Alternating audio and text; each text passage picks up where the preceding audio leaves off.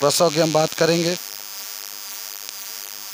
पास्चुरेशन की बात करेंगे हम लोग। देखो, जब गर्भ काल पूरा हो गया है, गर्भ काल के अंतिम समय में जब शिशु का जन्म होने वाला है, तो स्त्रियों में जो परिवर्तन होता है, स्त्रियों के अंदर जो क्रियाएं प्रेरित होती है, उसको हम लोग कहते हैं प्रसव। उसको हम लोग क्या कहते हैं? प्रसव। अंतिम क्षण में है भाई। 9 महीना 7 दिन का टाइम हो चुका है। हो सकता है कि 9 महीने से पहले भी बच्चा हो सकता है।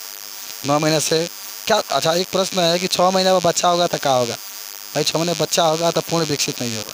हो तो जाएगा लेकिन पूर्ण विकसित नहीं होगा। उसको कृत्रिम ढंग से फिर उसको विकसित कराने के लिए प्रखनली शिशु वगैरह जो व्यवस्था होती है उसमें उसका रखना पड़ता है। तो अंतिम समय में जब गर्भकाल पूरा हो जाता है, बच्चा का जितना समय चाहिए उतना पूरा हो जाता है। पूरा होने के समय, जिस दिन बच्चा होने वाला होता है, उस समय जो स्त्री के अंदर परिवर्तन होता है, जो घटनाएं घटित होती है, उसी को हम लोग क्या कहते हैं? प्रसव कहते हैं। हालांकि आप जरूर एक बात याद रखेंगे, जो प्रसव की क्रिया होती है, याद रखिएगा। पहले तो हम बता देते हैं कि जब भी प्रसव होने वाला होता है, याद करेंगे। अच्छा, आपको याद है? एकदम ब्लैक बोर्ड पर देखो, हे बाबू, ब्लैक बोर्ड पर देखो।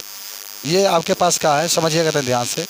ये आपके पास भ्रूण है, मान लीजिए, माने गर्भाशय है। गर्भाशय में 3 झिल्लियाँ होती है, आपने पढ़ा होगा। जरा सोच के बताओ कि जब प्रसव होता है, जब प्रसव की क्रिया होती है, सोच के बताना आप लोग को। तो इससे तीनों पॉलिथ माने तीनों झिल्ली में से, तीनों जो अस्तर होते हैं, तीनों झिल्लियों में से किस झिल्ली में परिवर्तन होता है जब प्रसव होता है? चलिए, अंतर झिल्ली में, मध्य झिल्ली में कि बाह्य झिल्ली में? आपको बताना है। प्रश्न आपसे है मध्य झिल्ली में। प्रश्न भी शायद आपको कल दिया गया होता है, तो याद रखिएगा। जब भी प्रसव की क्रिया होती है तो जो मध्य झिल्ली होती है ना, ये आपके पास गया था, उसी में परिवर्तन होता है। भाई देखो, होता ही है। अच्छा, मान लो, जरा सोचो, मान लो ये घर है, ठीक है? ये घर है, छोटा सा आप उसमें थे, छोटा सा बच्चा था उस घर के अंदर। घर तो उतना ही बड़ा है, लेकिन वो बच्चा फैल कर बहुत बड़ा हो गया। बहुत क्या हो गया? बड़ा हो गया। अब बच्चा चाहेगा कि हम बाहर निकलें, जो इसके अंदर है, घर के अंदर, उसको रहने में दिक्कत होती है। भाई मान लो छोटा पहले घर था, छोटा बच्चा था तो रह गया। बच्चा, घर तो उतना ही, घर तो बढ़ेगा नहीं। अब बच्चा का आकार बड़ा हो गया, कमरा का आकार माने छोटा हो गया, बच्चा का आकार बड़ा हो गया, तो बच्चा क्या कहेगा? चाहेगा कि हम बाहर निकलें। तो जब वो बाहर निकलने लगता है तो उसी को प्रसव कहते हैं। याद रखिएगा, प्रसव की जो क्रिया होती है, प्रसव की जो क्रिया होती है, वह सबसे पहले देखो, गर्भ के अंदर, सुनो ध्यान से, गर्भ के अंदर जो बच्चा होता है, जो शिशु होता है, जब इसका गर्भकाल पूरा हो जाता है, तो जो ये देखिएगा, गर्भाशय का जो मध्य झिल्ली होती है, इसमें संकुचन होता है, प्रकुंचन होता है, मान इसमें हलचल उत्पन्न होता है।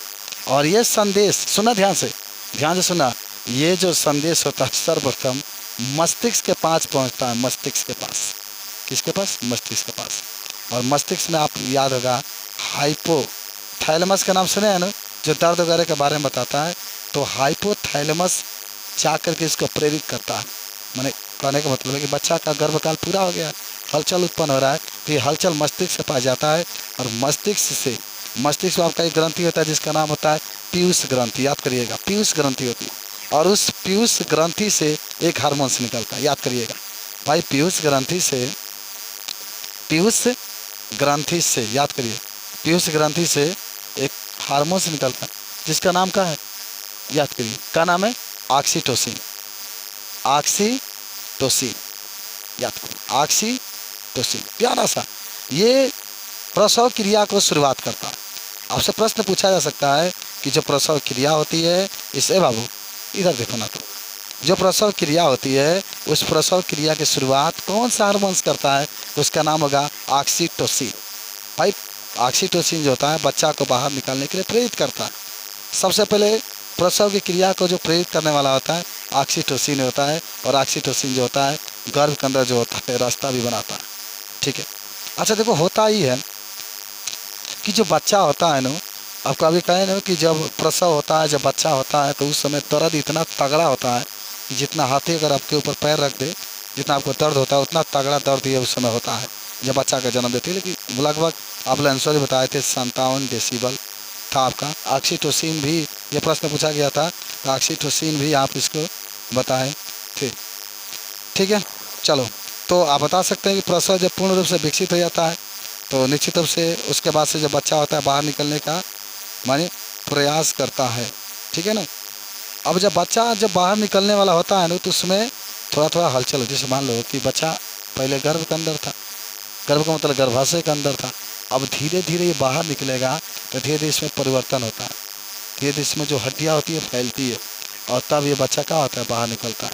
तो जब हड्डियाँ फैलती है तो इस क्रिया को हम लोग कहते हैं, याद कर लेना है, गर्भ निक्षेप प्रतिक्रिया। याद करना है, गर्भ निक्षेप, गर्भ निक्षेप प्रतिक्रिया। याद कर लो सब लोग, प्रतिक्रिया।